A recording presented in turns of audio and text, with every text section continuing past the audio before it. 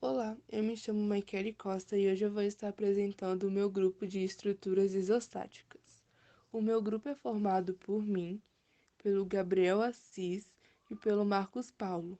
Nós somos alunos do curso de Edificações do Instituto Federal do Espírito Santo. Somos a turma M11 e o nosso professor e orientador é a Fabiana. O tema do nosso trabalho é treliças isostáticas. Agora eu vou estar apresentando os tópicos que serão abordados no decorrer do nosso trabalho. O primeiro tópico é a definição de uma treliça isostática. O segundo são as suas principais características. O terceiro, materiais mais utilizados para sua construção.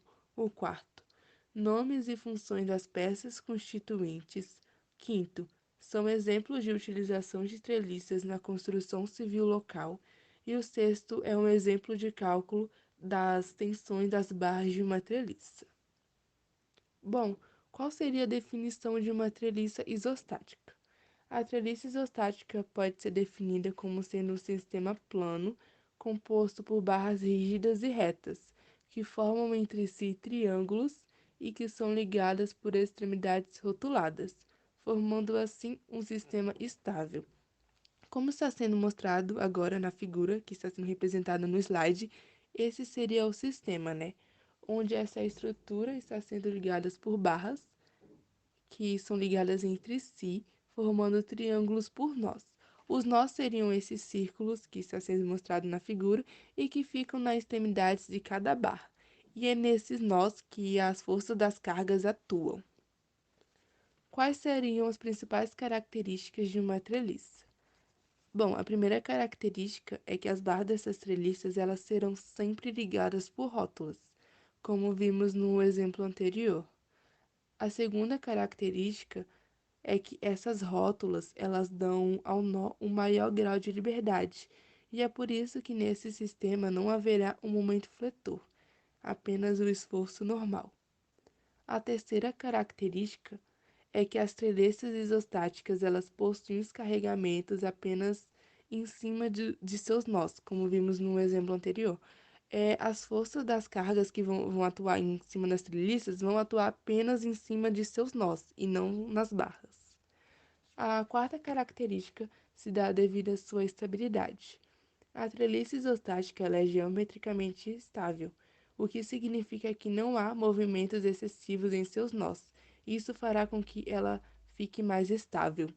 A treliça também atende às condições de equilíbrio estático, garantindo que a soma das forças e momentos sejam nulos. Bom, meu nome é Marcos. Eu vou estar falando neste momento sobre alguns tipos de treliça mais utilizados aqui no Brasil. A primeira, como vocês podem ver, é a treliça triangular ou treliça Fink, que é essa que está aparecendo na imagem. Ela possui a forma mais básica, né, que é em padrão triangular, e ela é a mais indicada para pequeno. A segunda é a treliça de tipo Pratt. Ela é essa que está aparecendo na imagem, né? E ela é indicada para vãos maiores, que variam de 20 a 100 metros. Essa treliça ela possui elementos diagonais, com exceção dos extremos, né? Que descem e apontam para o centro do vão. E algumas outras são a treliça banzo paralelo, né? Que ela possui elementos superiores e inferiores, chamados de banzos, que ficam posicionados em paralelos, enquanto as diagonais seguem um padrão que multiplica, né? Elas são indicadas para vãos maiores, entre 20 e 100 metros. Daqui a pouco mais à frente nós vamos estar explicando o que são exatamente banzos e diagonais. E por último, a treliça trapezoidal, né? Ela apresenta uma leve inclinação no banzo superior e ela é mais indicada para ser utilizada em coberturas. E eu vou estar falando sobre os materiais constituintes mais utilizados na construção de treliças. Para iniciar, vamos estar falando, é claro, do aço. Um dos materiais mais utilizados na construção civil mundial não poderia ficar de fora dessa lista, até porque o aço ele é o material mais usual na utilização em uma treliça. Né? Além dele suportar grandes vãos, ele também suporta cargas concentradas. E por ele apresentar flexibilidade, versatilidade de design, rapidez de montagem e um menor consumo de material, ele é uma opção muito eficiente em diversos projetos. Ele também possui uma maior resistência e estabilidade em comparação a outros materiais. Por isso você consegue ver ele muito sendo utilizado em galpões ou quadras. Bom, dando continuidade, o próximo material que nós vamos estar falando é a madeira. Antes de começar, eu queria estar apenas esclarecendo algo. Não vamos confundir treliças de madeira estrutural e treliças de madeira decorativas, ok? Pois são funções completamente diferentes e pode ser que às vezes possa ocorrer algum tipo de confusão. Então, a treliça de madeira que nós vamos estar falando é a estrutural, que é desse tipo que está aparecendo aí. A decorativa não será citada aqui nessa apresentação. Bom, então vamos lá. Elas possuem um vigamento rígido, né? E embora algumas sejam feitas de aço, como nós já vimos, essas de madeira você vê mais comumente em casas familiares, em fazendas, né, em locais como celeiros. Você pode até encontrar em galpões ou em quadras, só que é um pouco mais raro, né? O mais comum nesses locais aí são de aço. Então, o telhado de treliça de madeira é constituído com as vigas na forma de um A, sobrepondo uma viga de fundo. As vigas que vão do topo para o fundo adicionam o suporte a ela. As treliças são em forma de um grande e de um pequeno A e são firmadas por suportes, geralmente de metal, para adicionar uma maior resistência. Cada treliça é feita até que haja quantidade suficiente para construir o telhado. Um telhado de treliça de madeira ele possui vários benefícios, né? Bom, e ele, por exemplo, não enferruja, e também ele pode ser tratado, né? Esse tipo de treliça pode ser tratada para resistir a cupins e a erosão causada pelo tempo, pelo uso. Então esses telhados eles são fortes e eles podem durar a vida toda, né? E como é mais fácil de ser isolado, um telhado de treliça de madeira ele vai reduzir a sua conta de luz, por exemplo. Então nós podemos ver aqui as diferenças entre as treliças de aço e as treliças de madeira. Existem outros tipos, como as de alumínio, por exemplo, que nós não vamos citar aqui, pois não está entre as mais comuns. Bom, falando agora sobre as peças, né, ou as partes que constituem uma treliça, como vocês podem ver aí na imagem, né, que está indicando cada uma das peças, elas são o banzo superior, as diagonais, os montantes e o banzo inferior. O banzo superior ele é essa barra na horizontal que liga de uma extremidade à outra, né, da treliça, na parte de cima, como diz o nome, banzo superior. As diagonais são essas hastes inclinadas. Os montantes eles são as hastes que estão na vertical, as hastes em pé, e o banzo inferior ele é essa barra na horizontal que liga de uma extremidade à outra da treliça na parte de baixo. Bom, dando continuidade, nós vamos falar sobre a função de cada uma dessas partes. A função do banzo superior, que como eu falei é aquela barra na horizontal na parte de cima, é a função da tração, né? A tração é uma força de contato que ela é transmitida através de um meio físico capaz de puxar ou tracionar corpos distantes. A função das diagonais é a compressão, né? Que é a pressão que faz o volume de um objeto diminuir. A função dos montantes é a tração, assim também como o banzo superior. E a função do banzo inferior, que é aquela barra na horizontal que liga de uma extremidade à outra da treliça na parte de baixo, é a compressão, assim também como das diagonais. Agora eu vou estar mostrando alguns exemplos da utilização de treliças na construção civil. Todos os exemplos que iremos apresentar são de lugares que estão presentes no nosso cotidiano e de lugares que já visitamos. O primeiro exemplo, como podemos ver na figura que está sendo mostrada no slide, é aqui do IFES. É a quadra do Campus Vitória. Como podemos ver, todo o teto da quadra tem treliças, que seriam essa estrutura com barras metálicas ligadas entre si, formando pequenos triângulos. Essas são as treliças. Outro exemplo está à direita, é de uma obra do Reserva Vitória, que a nossa turma foi fazer uma visita. Essa estrutura, que está sendo mostrada, também é uma treliça. Outros exemplos é da garagem da Grande Vitória. Como podemos ver na figura, todo o teto da garagem é revestido por treliças metálicas. E o último exemplo é de uma loja de vidros automotivos em frente ao IFES. Como podemos ver, as treliças está localizada embaixo da placa da loja. Tá vendo? São pequenas barras que ligadas entre si formam triângulos. E todos esses são exemplos de treliças. Eu sou o Gabriel Assis e eu irei calcular os esforços de uma treliça utilizando o método de Ritter, que é também conhecido como o método das seções. Bom, esse método é utilizado normalmente quando se deseja saber os esforços em algumas barras, sem necessariamente precisar de calcular os esforços de todas as barras, como é feito no método dos nós.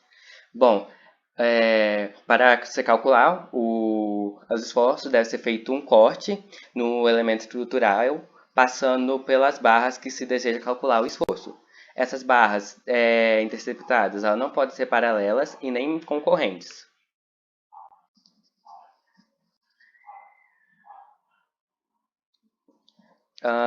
Essa é a treliça isostática escolhida pelo grupo. Ela foi retirada da apostila disponibilizada pelo professor Fábio Liana no AVA e ela já tem as suas forças de reações de apoio representadas. Ela tem 12 metros de base e 2 metros de altura. Bom, o passo para se calcular os esforços utilizando o método de Ritter é fazer o cálculo das reações de apoio. Primeiro, eu vou calcular as forças no eixo horizontal, né, no eixo x. Por isso, o somatório dessas forças do eixo x tem que ser igual a zero. Você perceber que tem duas forças no horizontais, que é a HA, que está para a esquerda, logo eu considerei como negativa, mais 6 toneladas forças, que está para a direita, então eu considerei positiva. E o somatório das duas tem que ser igual a zero. Com isso, encontramos um valor de HA igual a 6 toneladas força.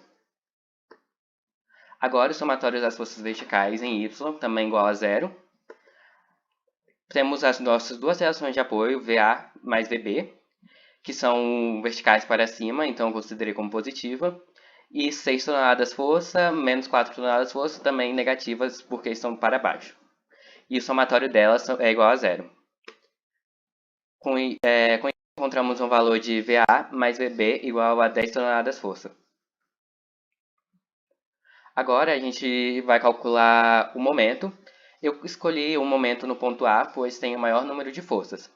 Além do mais, eu considerei o momento no sentido anti-horário como positivo e no sentido horário como negativo. Com isso, temos VB, que tem, tem uma distância de 12 do ponto A. Além do mais, ele causa um giro para o sentido anti-horário, por isso positivo. E as outras forças, como menos 4 toneladas forças, que dá um giro para o sentido horário, vezes 6 metros, menos 6 toneladas forças, vezes 4 metros, tudo isso igual a zero. Com isso, conseguimos encontrar um valor de VB igual a 4 toneladas forças. Como já foi calculado antes, né, VA mais VB precisa ser igual a 10 toneladas força. Então, conseguimos encontrar um valor de VA de 6 toneladas força. Bom, agora o segundo passo é fazer o corte na treliça. Os pontos que eu escolhi para calcular os esforços é o IJ, DE e JD.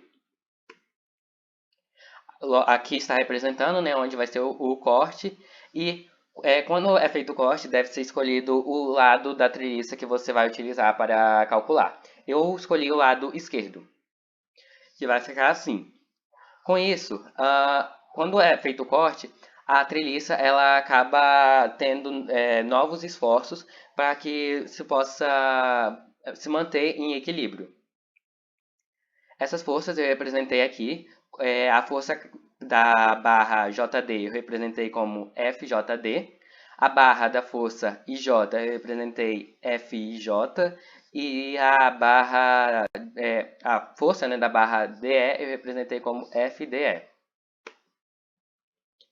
Bom, o terceiro passo do cálculo utilizando o método de Ritter, o método das seções, é achar calcular o valor de desse ângulo θ, né? Que isso daqui é basicamente utilizando uma relação trigonométrica do triângulo retângulo.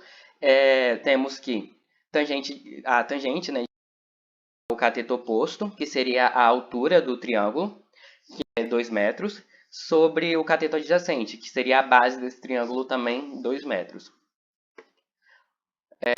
Né? Então vai e achamos o valor da tangente de θ igual a 1. Colocando na calculadora, a gente consegue encontrar o valor de θ igual a 45 graus.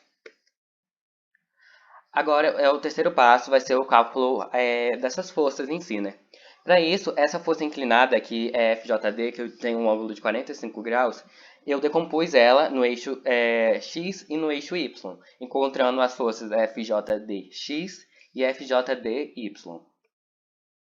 Então, sabemos que FJDY é igual a FJD vezes seno de 45, pois está oposto ao ângulo de 45 graus. E tem FJDX, que é igual a FJD vezes cosseno de 45, pois está adjacente a esse ângulo. Agora, eu irei fazer o somatório das forças verticais, né? O somatório tanto das forças verticais quanto das forças horizontais e o momento, novamente, para que eu possa encontrar o valor desses esforços que estamos procurando. Com isso, eu comecei com o somatório de Fy igual a 0, que chegaremos nessa seguinte equação, né? VA menos 6 toneladas forças mais FJDY, que é a força de FJD decomposta no eixo Y, né? E o somatório delas é igual a 0. Sabemos que VA vale 6 toneladas forças, menos 6 toneladas forças, mais FJD vezes seno de 45, que é FJDY, né? Com isso, encontramos um valor de FJD igual a 0. Com isso, substituindo FJD nas equações acima, conseguimos encontrar um valor de FJDY igual a 0 e FJDX também igual a 0. Logo, essas forças elas não farão compressão e nem tração na nossa treliça. Agora, eu irei fazer o somatório das forças horizontais, novamente, e, no eixo X, e o somatório delas tem que ser igual a 0. Com isso, encontramos menos HA, pois está para a esquerda, mais 6 toneladas forças, mais FDE, que é aquela força da barra DE, mais FJ, que é a força da barra IJ, mais FDX. Tudo isso tem que ser igual a 0. Com isso, temos que menos 6 toneladas força, que é o valor de HA, mais 6 toneladas forças, mais FDE, que é a força que queremos encontrar, mais FJ, que também é uma força que queremos encontrar, mais 0, pois é o valor de FJDX. Tudo isso também, o somatório disso, tem que ser igual a 0. Logo, a gente encontra um valor de FDE mais FJ igual a 0. Agora, eu calcularei o momento, o somatório de momento igual a 0.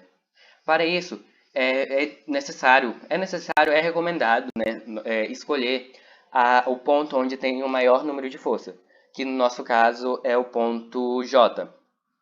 Com isso, temos... e aqui também eu considerarei o momento no sentido anti-horário como positivo. Com isso, temos a nossa primeira força, FDE, e ela é uma força horizontal. Nesse caso, devemos utilizar como distância a distância vertical, ou seja, a altura da nossa treliça, para calcular para as forças horizontais, né? Logo, vai ficar FDE vezes 2 metros, mais 6 toneladas forças, que é uma força vertical, também é uma força vertical, vezes 2 metros, menos VA, que é uma força para cima, vezes 6 metros.